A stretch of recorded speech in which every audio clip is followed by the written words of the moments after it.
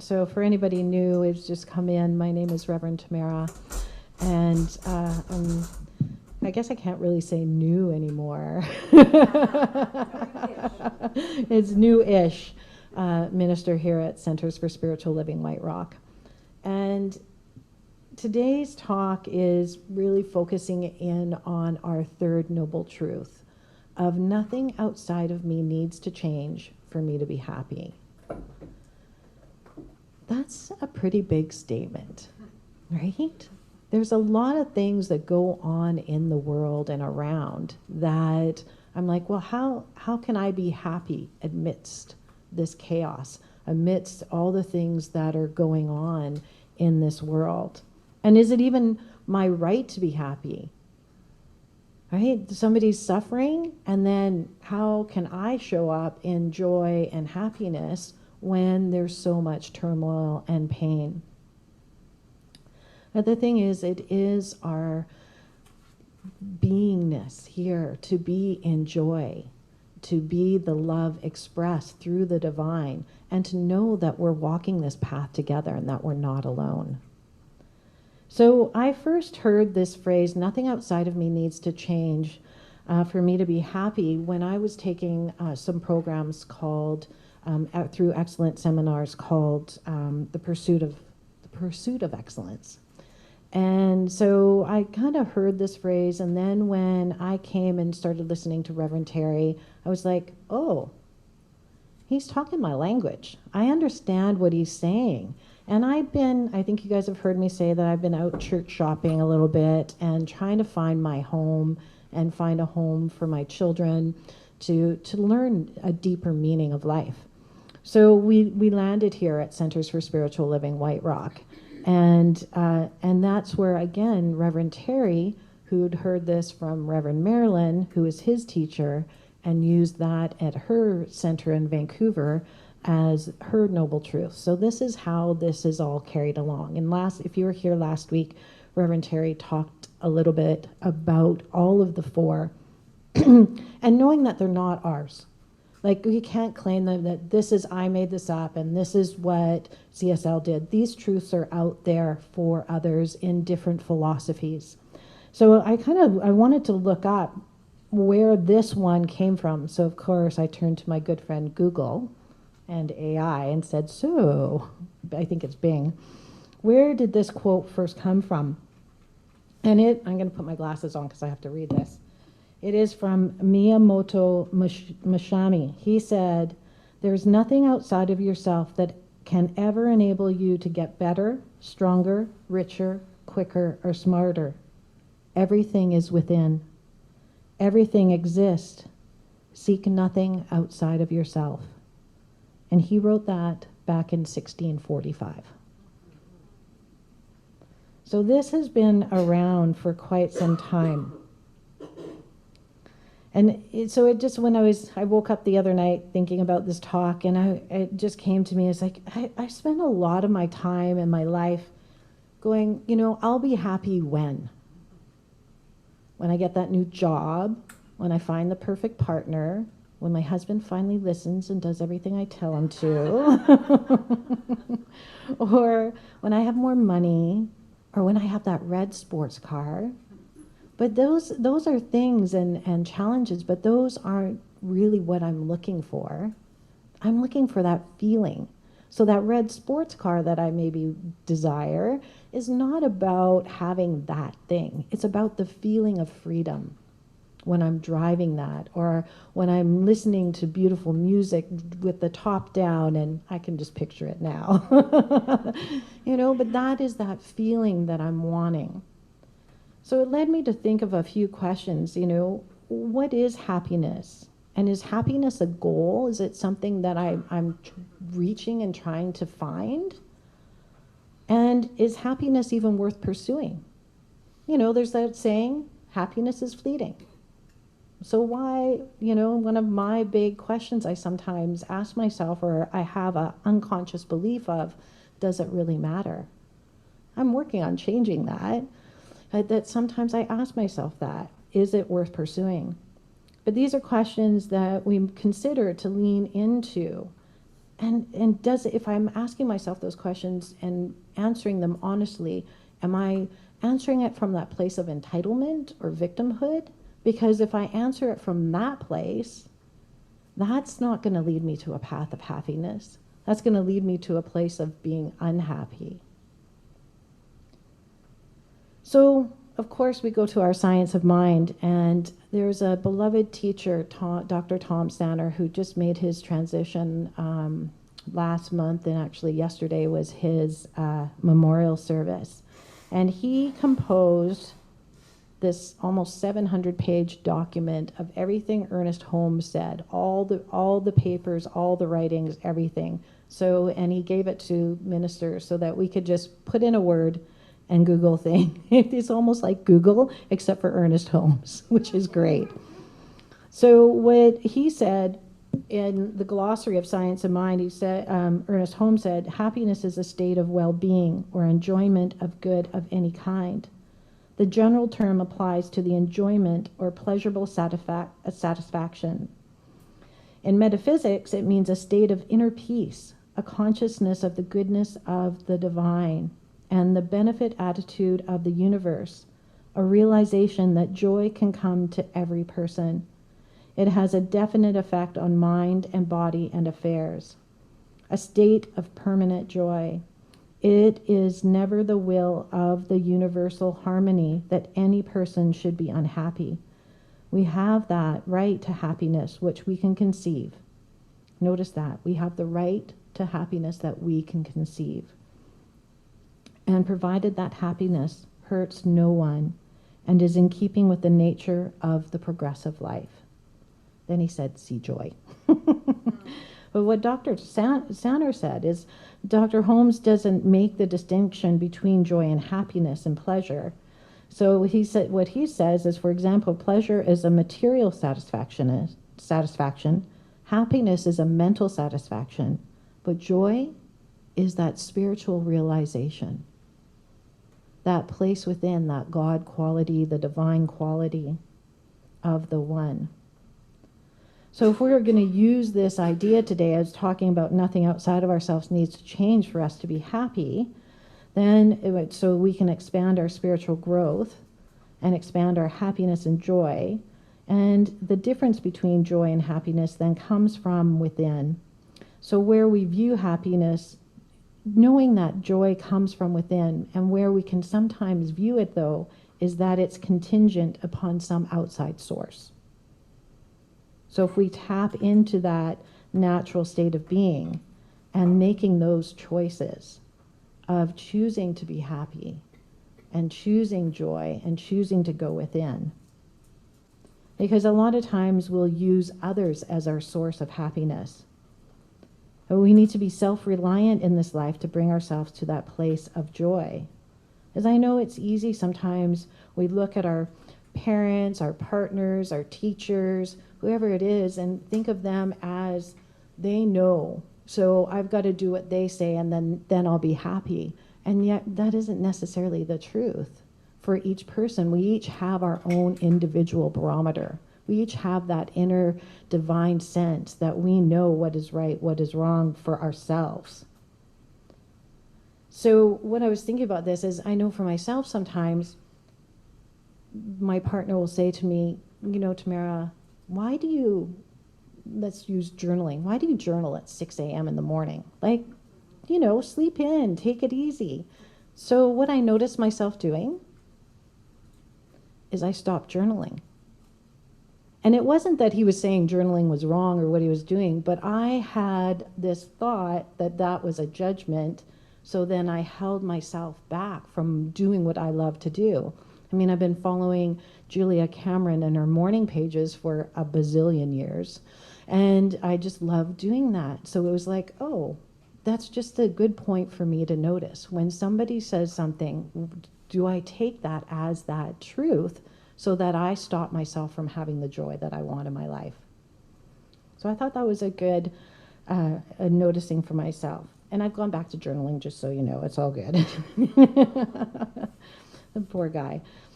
But Terry Cole Whitaker says, self-reliance depends on knowing deep within yourself that no matter what is going on in your life, others are not your source. And I would include things in that statement as well. When we say we want, I already said all that, so that's good. I don't have to repeat that. But it's knowing that what it is within ourselves, that we can take that and transpose our thought and make our choices. When we take responsibility and accountability for our own lives, really that boils down to choice. And going back to how long this idea and this thought has been around, Marcus Aurelius said, "Very little is needed to make a happy life. It is all within yourself, in your way of thinking." So that goes back to a big tenet of Science of Mind, is changing your thought, change your life. But there's also choice. We're always at choice of what we want to do. And a lot of times, you know what? I want to stick my heels in and I don't want to make the choice. I want to let somebody else decide for me because that's easier sometimes, I think. But really at the end, when I follow that person's advice or choice and I haven't listened to that inner voice, that is when I'm like, ugh, why did I do that? That is sometimes where I can have a little bit of regret. But we go back to the science of mind and we know that the law of mind reflects our mental attitude exactly as they are. Ernest Holmes says, "That which I seek is seeking me." I'm just going to grab, I don't know if any of you are new to Science of Mind or have studied it, but this little book called This Thing Called You, because the Science of Mind, the textbook, can be a little daunting to read. But this really breaks it down a lot more to a more well, for me, it broke it down for a more manageable you know what I'm saying, that I could understand it. That is what I want to say. So what he says is, you cannot be responsible for the acceptance of others. Each is an individual. Through your poured an ocean of love over one, they must receive it. A bucket that is turned upside down, even in a cloudburst, will not be filled. Through manna fall from heaven, one remains famished unless he eats. It's not always easy for one to control our thoughts. It is not easy in the midst of pain to think of peace, in the midst of poverty to think of abundance, in the midst of unhappiness to think of joy. But if you do this, this is when you will meet with success. The law of mind reflects your mental attitudes exactly as they are. And he says, "Say, that which I seek is seeking me. That which belongs to me will come to me. Since it is my desire to only have good, truth, and love, wisdom, and power shall go from me. I know this is all that can and come back to me." So I have a couple of prayer partners, and one of them, he a practitioner in Colorado, and we were talking on Wednesday morning, and I said, "Well, how are you doing this morning?" And he said, "You know, Tamara, actually," he said, "I'm better now, today, this moment." And I said, "Well, tell me what's going on. I'm just curious." And he said, "Well, before I got up this morning, I was really having some thoughts of suicide. I was depressed. I couldn't get myself out of bed." And he said, "I do what I do every morning, though. I get up and I grabbed this thing called you." And he said, I know, I don't mean to read so much today, but it was just really poignant what he said. He picked up, opened it up, and what came to him is that there is that within me which knows. I am not only one with this power is actually flowing through me now. I am not only unified with the divine presence around me, this presence is my presence. It is the presence of my real and true self. I am forever one with life. So he read that, and all of a sudden his day turned. And he went, yes. He remembered. He just needed that little reminding of the truth of who he really is. And I love reading through this because I continue to read on. But being an individual, you cannot escape the necessity of choice. You are not an automan, oh my gosh, I'm having problems with words. But basically just a robot. You are not a mechanicism. Oh my gosh. I'm just going to forget that and just move on. But what I want to say is that we each do the choosing, and the law of mind does the outlining.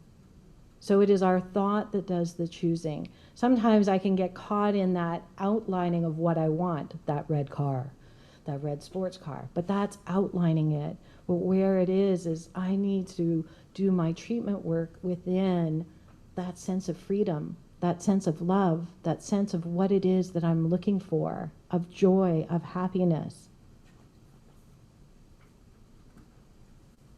Okay, I know, last time, guys, I know. Hopefully I can say it this time. But I looked up, because I do love Brene Brown. So I just want to give an example of what she says of joy and happiness are. She said, joy is sudden, unexpected, and high intensity. It's characterized by connection with others or with God, nature, or the universe. Joy expands our thinking and attention, and it fills us with a sense of freedom and abandon. Now, she has a different way. We're saying in Science of Mind, we kind of flip it, where we think joy is the more that God quality. But she says happiness can be stable, longer lasting, and normally a result of effort. It's lower intensity than joy and more self-focused. With happiness, we can have a sense of control, unlike joy, which is more an internal happiness. So that I found was interesting, that she said it a little differently, but really it is the same thing. She was leaning towards that, okay, well, joy or happiness is that external force, but really what we were looking for is the joy. So if we think about choice and how we want to look at the world, we can sometimes look at that being that power of what is showing up in our life and changing our thought and moving through. So where do we want to go from there? How do we do this? How do we take this thought, this notion of nothing outside of me needs to change for me to be happy, and bring it into our life? How can I use that? So I was thinking about it, and I was thinking about, of course, because I love Star Wars, and I was thinking of Luke Skywalker in the day when he was super cute. He is still cute. But what he made me think of is that Luke, as the Jedi, when he was in training with Yoda, Yoda said, Lord, Luke, feel the Force. Step into it, lean into it, and reach out to it, because the Force is all around us. It is not, it's everything that we touch. It's everything outside. It's like what Ranj talked about in his song. We're not alone. Everything is connected. We are all connected. And it made me think of joy is that movement of spirit within us. When we tune in and we listen, we can express that joy in our life.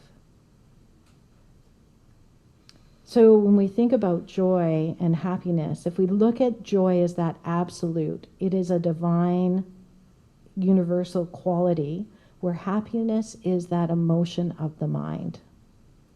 So yes, it doesn't mean that we're not going to be happy and that we can't have happiness in our life. That's not what I'm saying at all.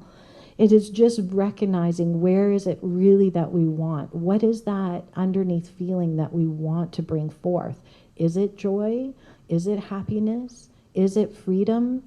Is it peace? Is it harmony? One other way that Ernest Holmes said, he said that, where is it here?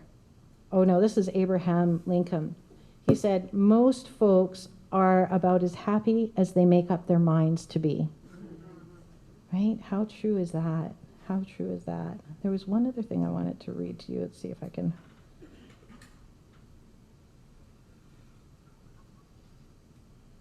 Yeah, so there are times in our life that it's time for us to tune in and listen to that divine voice, that best friend that is within us.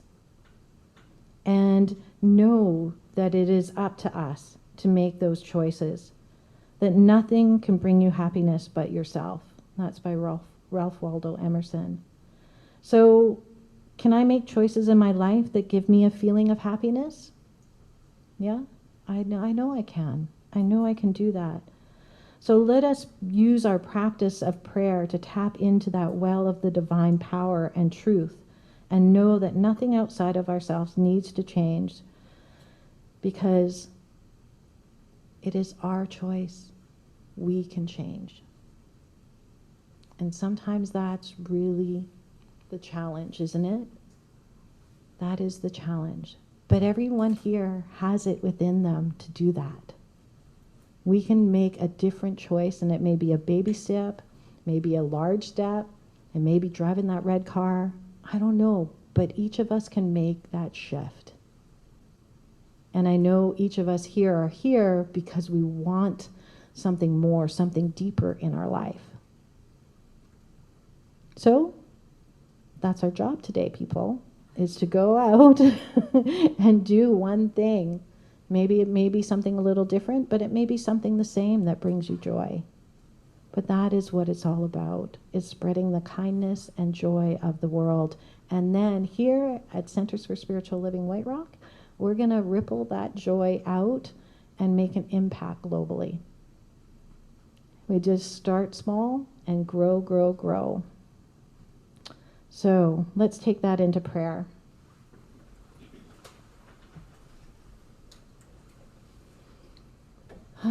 So today we know that there is that one life, that one love, that universal divine mind that is operating. It is this thing called joy, this life that is ever expressing in, through, and as each of us. So today I claim my emotional being of happiness, and yet I know the spiritual truth of joy, the spiritual truth of love. And I allow myself to surrender. And I let go of the need to control the outcome of outlining what is. And I let go of the expectation. And I allow myself to be surprised. Because as I step into that awe, that moment of wonder, that is where the beauty is. That is where the joy is. So today I claim this joy for myself and for each of you. And I claim that we are an expression of that one mind, that unique expression, each of us. So today I know this truth for myself, I know it for you, and I am so grateful for this teaching, for this time together. So I let these words go into that law of mind, knowing that these thoughts become things. I let it go, I let it be, and ask you in joining me, and so it is.